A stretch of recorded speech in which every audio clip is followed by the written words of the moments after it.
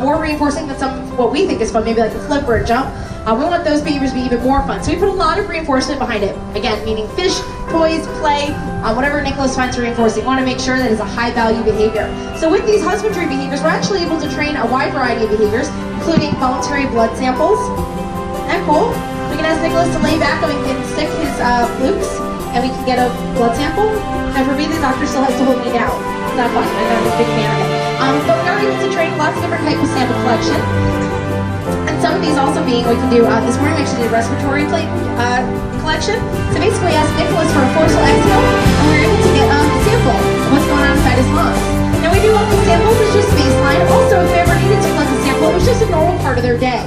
So again, we practice all aspects of the behavior. Like today again, we did collect a actual sample for the respiratory, but we also don't have to necessarily collect it every day. We do that a few times a year, but again, we just want to practice. So we'll do different aspects of the behavior. So right now what we're doing is we're actually asking Nicholas to give us one of his toys. Now that you can imagine is probably one of the hardest behaviors, huh?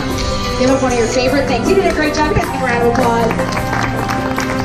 He's going to do a spin around. Oh, he's victory laughing. He's very proud of himself. Nicely done. Woo! He's fancy. So Nicholas, as you can see, again, gets very proud of himself for what we think is the simplest behavior. But to him, that's pretty complex. Saying, hey, you can give me that toy, you might not get it back, but we might do something else. But we do like to give him lots of different types of reinforcement. Again, we do give different toys throughout the day. All right. So, also going back to keeping them mentally stimulated, enrichment is really important. Now, a few people were here earlier today, and I was just hanging out with Nicholas. So we were just playing. Playing is a really important part of their day too. Again, we like to give them different types of toys and give them things to use those problem-solving skills. And one of the third reasons and final reasons we train here at Clearwater Marine Aquarium is for physical stimulation. So we train to keep them mentally stimulated, we train to keep them healthy, and we also train them to keep them physically stimulated. And you might say, well, Kayla, they're dolphins, they swim all the time, why do they need exercise? Well, Nicholas does not have to worry about gorging for food or taking her to 20 miles an hour just to get something to eat. Well, here at Clearwater Marine Aquarium, all we is hand delivered to them, and it is actually restaurant quality. We actually send our fish out for analysis so we can see what their caloric intake is. Pretty cool, huh? So we measure their calories based on, again, their weight, their behavior, and kind of what they're showing us. We also have a scale over here going back to husbandry. You guys see that scale on that platform? Nicholas will haul out onto there in the morning. We ask him to. I've never seen anybody more excited to get on a scale. Good for him. But he'll haul out there and we can actually get a weekly weight on him as well. So, exercise is really important. We want to make sure we're keeping him nice and tall. Nicholas is actually our star athlete here. He's going to show you some of his behaviors. Before you might have seen his human swim, that's his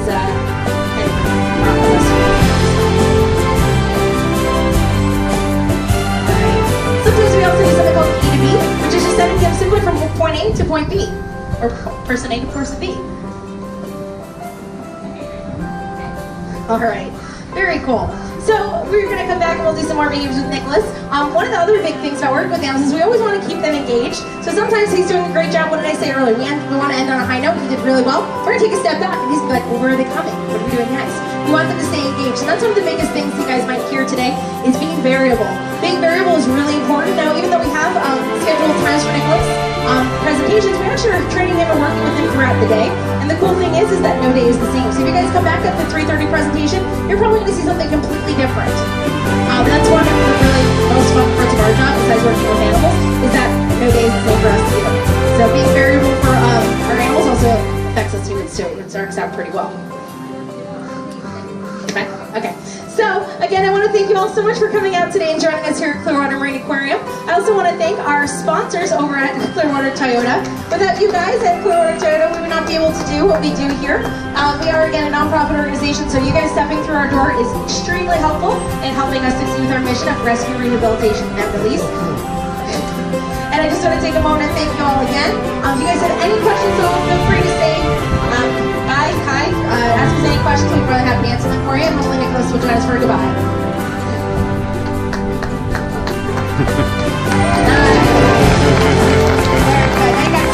How big he really is. Okay, thank you guys so much. We'll be over here. If you guys have any questions, we'll be happy to answer them for you. Otherwise than that, have a great day, everybody. Here at Clearwater Marine Aquarium. Joining me, I have my good friend Kaylee, and Liz. She makes it pretty easy for you guys. You guys remember Liz. And also joining us here, on the stranding deck is Nicholas. He's our 16-year-old male resident dolphin. And he is playing with one of his new toys that we gave him this morning. And just so you guys know, toys are really fun. True? Yeah. So Nicholas finds those pretty fun and reinforcing too. You can see his head that actually wrapped around his pectoral fin. He's kind of waving it to Kaylee saying, look what I got. So throughout our training session today, you might see Nicholas go hang out with his toys, and that's okay. Sometimes toys are way more fun than us humans are, but we like to think that we're pretty fun as well. Hello? Okay. So throughout the session, you might see Nick playing with some toys. He actually has lots of different types of toys, and I'll talk about those in just a little bit. But let's talk a little bit about Nicholas. Does anybody here know his story? Do you want to tell everybody? No? Okay, I will. Okay. Try. So Nicholas is our oldest resident dolphin. At 16 years old, he just turned 16 years old last month. So sweet 16 to Nicholas. Nicholas joined our Clearwater Marine Aquarium family in 2002. And he was found on the Tampa Bay area, and the Gibsonton area. Anybody know that area? Said some yeses. So he was found there with mom. Now he and his mother beached themselves. And Nicholas was a perfectly healthy calf, but he did what every good calf would do, is follow mom. Now dolphins will spend up to 2 years nursing from mom, and then up to 7, maybe even more years learning from mom, learning how to be a dolphin, how to communicate with other dolphins, learning what predators are, what prey is.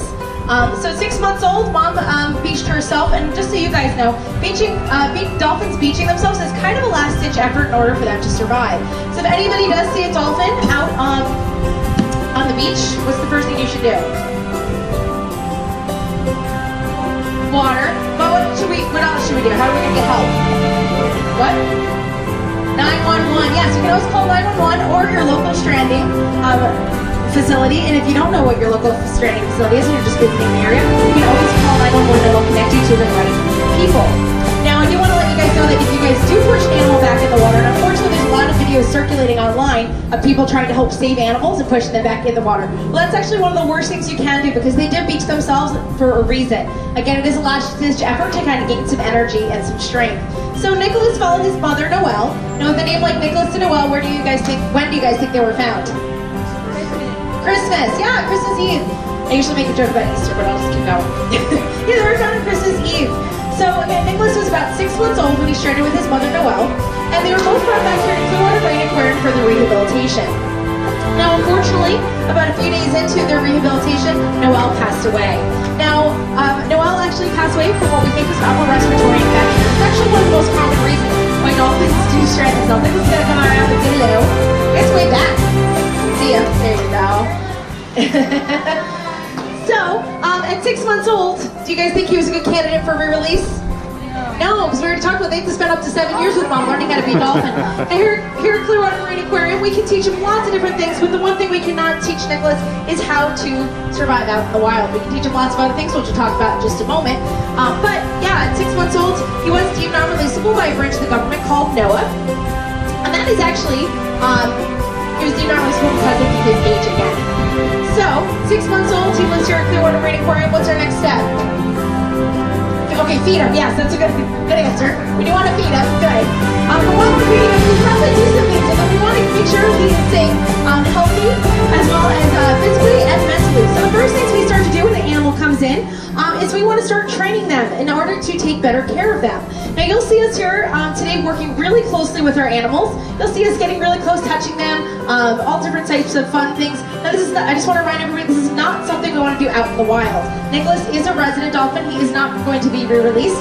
This is his permanent home. He's going to live out his life here at Clearwater Marine Aquarium. If we do interrupt dolphins out in the wild, what do you think would happen? What was that? They might get angry. Okay, that's a good one. That's a good reason to stay away from wild animals. What? Yeah, exactly. They become dependent on humans. So even just looking at a dolphin, if you see one out on your boat and taking them a fish, they're going to say, oh, wow, full fish. And then they can actually get themselves quite injured, and we don't want to disrupt that natural behavior. So really important that we do keep distance, and it is actually illegal. I'm cutting way ahead of my speech usually. But it is actually illegal to interact with wild marine mammals. They're protected under the Marine Mammal Protection Act, and that was actually formed in 1972. So that protects, they're protected under federal law, as well as any kind of marine mammal, including sea lions, seals, manatees, sea otters, walruses, polar bears. won't see too many of those down here, but if you are from the Alaska area, you might see some of those. They all are protected, so again, we want to make sure we're watching them and interacting with them. A place like this is a great place to do it because they are residents, and again, they're not to be released, so this is a great way to see them up close and personal. All right, so now that Nicholas is here, we need to teach him lots of different things, and again, just because he's 16 years old does not mean he's not done learning. I'm assuming everybody came here today to learn a little something. Thank you. One person's like, yeah, I did. Well, good. Well, hopefully you guys will walk away with some things too, whether you planned it or not. But just because he's 16 years old does not mean he's done learning. We have plenty of different things to train him and teach him throughout his years. So, first thing we do when we get an animal in is we want to train them basically to sit heads up with us and eat. Someone said feed them, right? Those are one of the first things you want to do. So yeah, we want to train them to kind of hang out with us, teach them to eat with us, and all the fun comes from us humans. So we'll start doing the basic training such as something called a target. And basically an animal just touches their mouth or nose through your hand. And then you'll also see, can we have a target pull around? Oh, perfect. Liz is going to show you. Also, a target pull is how we train some of our... I did it. But she's not reinforcing, so we'll work on her training skills. So, speaking of training, so we're going to talk to you a little bit about how we train and what we train, but let's talk about why we train and what we train, but let's talk about how we train. So before we get started, first things first, we run on positive reinforcement in operant conditioning. Does anyone know what that is? Reinforcing only the good behaviors. Now, can you guys imagine training your family and friends and not saying the word no or telling them they did it wrong? No, humans, it does work though. You can use positive reinforcement. So if our animal sees something incorrect, you're going to simply see nothing from us. We're going to give a neutral response. If the animal does something correct, we're going to follow that up with reinforcement. You guys hear this whistle being blown throughout the day here? Well, do you know what this means? You did it. Good job. That whistle essentially means good. In training terms, we call that a bridge. It's a bridge between the behavior and the reinforcement that lets that animal know that reinforcement is coming. Now, whether that reinforcement might be food, water, play. I was playing with Nick a little earlier, if anyone was up here. Tactile, that to be rubbed down. So reinforcement comes in all different ways. Also toys, those are pretty fun too. All right. So right now what we're doing is something called sendaways. This is a more complex behavior. So what Kaylee is doing is she asked Nicholas for that wave. Oh, he's very proud of himself. One thing I didn't get to tell you guys yet is Nicholas is very proud of himself when he gets something right. It also helps if you guys cheer for him and get really excited. He gets really pumped too. So next time you guys hear that whistle and get something awesome, feel free to clap and cheer him on. He gets really pumped. So what Kaylee is doing is asking Nicholas for a behavior right in front of her. And that's all our animals are trained is to do those behaviors right in front of us. But then we're going to do those double peck wave, and we're not going to help him this time. So Nicholas has to pop up right on the other side and do that peck wave, double peck wave. Let's see. Oh. So he did a splash, and that's okay. What did Kaylee do? Nothing, exactly. So we're going to give him a second. We're going to give him a second to come back. Should he choose, he might go check out his toys too. And then we might ask again or move on to another behavior. Failure is something that animals will have to learn that it's okay to fail too. How many people get everything right all the time? I knew there was going to be two people. I knew it. Yeah, all the time. Definitely Kaylee. I'm actually one of the ones who are mistakes. So Nicholas did a good job. He took a lap. He's like, all right, I got this. Here we go. We're going to try again, and we're going to give him some help again. So Liz is going to give him that same signal. There we go. You guys give a round of applause.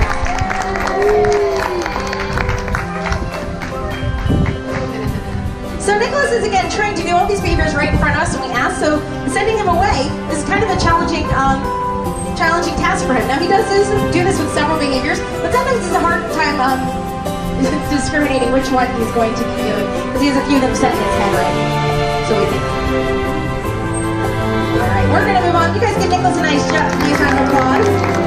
Very good. So that was a great example of. So I talked about how we reinforce, but how do we train? We train using operant conditioning. We use small baby steps and get to the end result. So what you saw was Kaylee sending Nicholas over to Liz, and you might have heard her say help, and that means Liz was going to help Nicholas and give him that signal. And then the second time she said no help, so I don't know if you guys saw over here, but Liz was hiding. Nicholas had to do it on his own, but he got a little confused, and that's okay. So we always want to set them up for success, and we always want to end on a high note. That's good parenting and good training for friends and family too. Yeah, you always want to end on a high note. So Kaylee sent him again. He got it right with some help. We're going to call it there and call it a day. We'll come back to that another time. Maybe now he's got a lot of things on his mind. He's got a lot of toys. He guys are all here. There's just a lot going on. So maybe we'll come back to that a little bit later. Okay, cool. So next we're going to talk about, so we talked a little bit about how we train. Right? We talked a little bit about how to train, and then we're going to talk a little about why we train. So the first thing you guys just saw with Nicholas was a concept behavior, and that's we train to keep them mentally stimulated. Really important. Now that Nicholas is here living out his life, we want to make sure we're keeping that noggin going. Like I said, he's 16 years old. He's not done learning by any means. We have lots of different things to teach him, and he's got a very big brain. I'm sure most of you know adults are quite intelligent, right? So we do want to challenge that mind. So we do lots of different types of behaviors, and that one that you saw is a great cognitive behavior. Again, a behavior to keep you mentally stimulated. He's actually learning quite a few different behaviors at a time, and how like we are able to learn different subjects in school. We're not always just in English or just math. Learning a little bit of everything. So right now what we're doing is actually called a husbandry behavior. This is one of my favorite topics to talk about. We train them to keep them mentally stimulated. We also want to make sure we're training them to keep them physically well. Again, he's in our care. We want to do the best thing we can. We want to be the best we can for Nicholas and work with him. And again, all you guys see, everything you guys see here today is 100% voluntary. So what we're asking right now is actually a husbandry behavior, meaning it's a proactive medical management behavior. We're asking Nicholas to hold right there as we move that gate. He's simply doing that. He's getting a lot of fish. Those of you who can see, does he look stressed or anything? Pretty calm. There he goes. Guys, give a round of applause.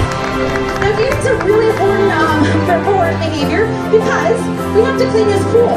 We don't want him messing around with the scuba divers and all their equipment because that can be really fun to look at some of their toys. So we want to make sure that he's healthy and needed in each area. So we'll do this again using small approximations. Now Nicholas is comfortable on either side of his pool, and even actually in that middle channel, you guys see that? That's actually a medical channel, or med pen as we call it, and actually lifts all the way up to about surface level. So he's actually even trained to ride that like an elevator. How cool is that? Again, all using positive reinforcement and outward conditioning. So that gate, you didn't see the gate close this time. We just simply put our people on there as if we were going to close the gate, but nothing happened. Wow, that's pretty easy, right? So imagine, is anybody here, well, before I start, is anybody here a doctor?